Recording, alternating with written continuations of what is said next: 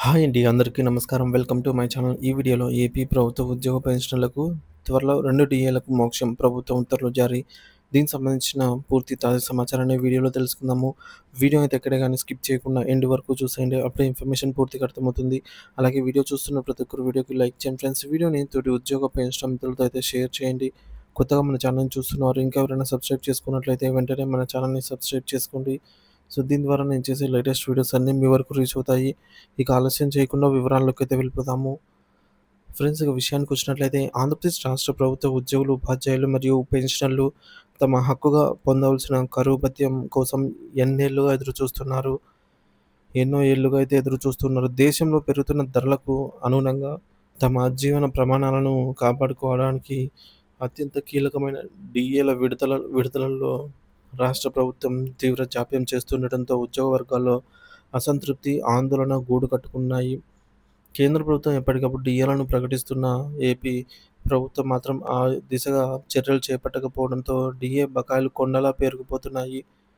పెండింగ్‌లో ఉన్న డీఏలు కేంద్ర ప్రభుత్వం ప్రకటించిన డీఏలకు అనుగుణంగా రాష్ట్ర ప్రభుత్వం కూడా ఉద్యోగులకు సంబంధించి డీఏలను మంజూరు చేయాల్సి ఉంటుంది. సాధారణంగా కేంద్ర ప్రభుత్వం ప్రకటించిన డీఏలో సుమారుగా 91% రాష్ట్ర వాటాగా ఉంటుంది.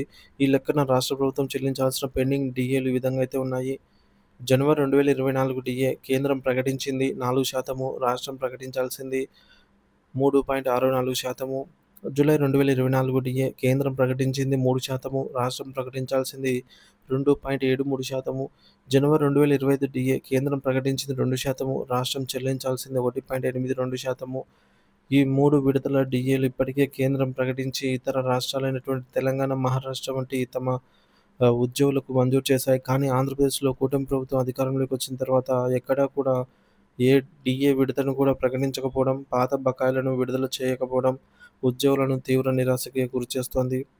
ఉద్యోగులపై డీఏ జాప్యం ప్రభావం, ఆర్థిక భారం, నిత్యావసర వస్తువుల ధరలు ఆకాశాన్ని అంటుతున్న తరుణంలో డీఏ అందకపోవడం వల్ల ఉద్యోగుల కొనుగోలు శక్తి గణనీయంగా తగ్గిపోతుంది. ఇది వారి కుటుంబ బడ్జెట్‌పై ప్రభావాన్ని అయితే చూపుతుంది. వారిని ఆర్థికంగా చితికిపోయేలాగా అయితే చేస్తుంది. సో, బకాయిల భారం, ప్రభుత్వం డీఏలను సకాలంలో విడుదల చేయకపోవడం వల్ల బకాయిల మొత్తం భారీగా పోతుంది. ఉదాహరణకు జనవరి 2024 నుంచి అమలు కావాల్సిన 3.64 డీఏ ఏడాదిన్నర దాటినా ఇంకా అందలేదు. ఈ జాప్యం వల్ల ప్రభుత్వంపై ఆర్థిక భారం పెరగడమే కాకుండా ఉద్యోగులకు రావాల్సినటువంటి డబ్బుపై వడ్డీని కూడా వారు కోల్పోతున్నారు. నైతిక స్థైర్యం దెబ్బతినడం, ప్రభుత్వం తమ హక్కులను కాలరాస్తోందనే భావన ఉద్యోగులలో నైతిక స్థైర్యాన్ని దెబ్బతీస్తుంది. ఇది వారి పనితీరుపై కూడా ప్రతికూల ప్రభావాన్ని చూపే అవకాశం ఉంది. బకాయి కొండ ఎప్పుడు కరిగెను అంటే కేవలం ఈ 3 డీఏలే కాకుండా 2018 నుంచి పేరుకుపోయిన పాత డీఏ బకాయిలను కూడా ప్రభుత్వం చెల్లించాల్సి ఉంది. లెక్క ప్రకారం ఒక్కొక్క ఉద్యోగికి సగటున 2,00,000 నుంచి 5,00,000 వరకు డీఏ బకాయిల రూపంలో రావాల్సి ఉందని అంచనా. ప్రభుత్వ ఉత్తర్వులలో జీవోలో 3 సమాన వాయిదాల్లో చెల్లిస్తామని జెప్పేసి పేర్కొంటున్నారు. కానీ ఆచరణలోకొచ్చేసరికి అది అమలు కావటం లేదన్నది బహిరంగ రహస్యమే. ఉద్యోగుల డిమాండ్లు, ప్రభుత్వ బాధ్యత. ఈ నేపథ్యంలో ఉద్యోగ సంఘాలు మరియు పెన్షనర్లు ప్రభుత్వం ముందు కొన్ని కీలక డిమాండ్లను ఉంచుతున్నారు. తక్షణమే పెండింగ్‌లో ఉన్న కనీసం 2 డీఏ విడతలనైనా జనవరి 2024 మరియు జూలై 2024 కలిపి సుమారు 6.37% డీఏను మంజూరు చేస్తూ ఉత్తర్వులు జారీ చేయాలి. ఈ డీఏల బకాయిలను స్పష్టమైన షెడ్యూల్ ప్రకారంగా చెల్లించాలి. 2018 నుంచి పేరుకుపోయిన పాత బకాయిల చెల్లింపుపై ఒక స్పష్టమైన కార్యాచరణను ప్రకటించాల్సిన అవసరం ఎంతైనా ఉంది. ఎన్నికల ప్రచారంలో భాగంగా మేము అధికారంలోకి వస్తే డీఏ బకాయిలు చెల్లించే బాధ్యత మాది అని స్వయంగా ముఖ్యమంత్రి శ్రీ నారా చంద్రబాబు నాయుడు గారు హామీ ఇచ్చారు. ఆ హామీని నిలబెట్టుకోవాల్సిన బాధ్యత ఇప్పుడు ప్రభుత్వంపై ఉంది.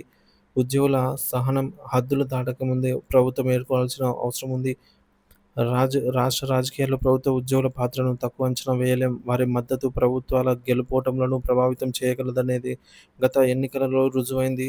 ఉద్యోగుల అసంతృప్తిని చల్లార్చడంలో విఫలమైతే దాని ప్రభావం భవిష్యత్తులో ప్రభుత్వంపై తీవ్రంగా పడే అవకాశం లేకపోలేదు. ఈ నెలాఖరులో ముఖ్యమంత్రి గారు ఉద్యోగ సంఘాలతో భేటీ కానున్న నేపథ్యంలో ఈ సమావేశంలో డీఏల ప్రకటన మరియు బకాయిల చెల్లింపుపై ఒక సానుకూల నిర్ణయం వెలువడుతుందని ఉద్యోగులు ఆశిస్తున్నారు.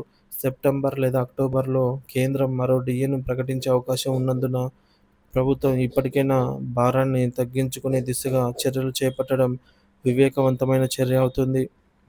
ప్రభుత్వం ఇకనైనా మౌనం వీడి ఉద్యోగుల న్యాయమైన డిమాండ్‌లను నెరవేర్చాలి. డీఏ అనేది ప్రభుత్వం ఇచ్చే బహుమతి కాదు. అది ఉద్యోగుల హక్కు. ఆ హక్కును కాలరాయటం సకాలంలో అందించడం ద్వారా ఉద్యోగులలో భరోసా నింపి సుపరిపాలన దిశగా ప్రభుత్వం అడుగులు వేయాలనేది ఉద్యోగ, ఉపాధ్యాయ వర్గాలు ప్రగాఢంగా అయితే ఆకాంక్షిస్తూ ఉన్నాయి.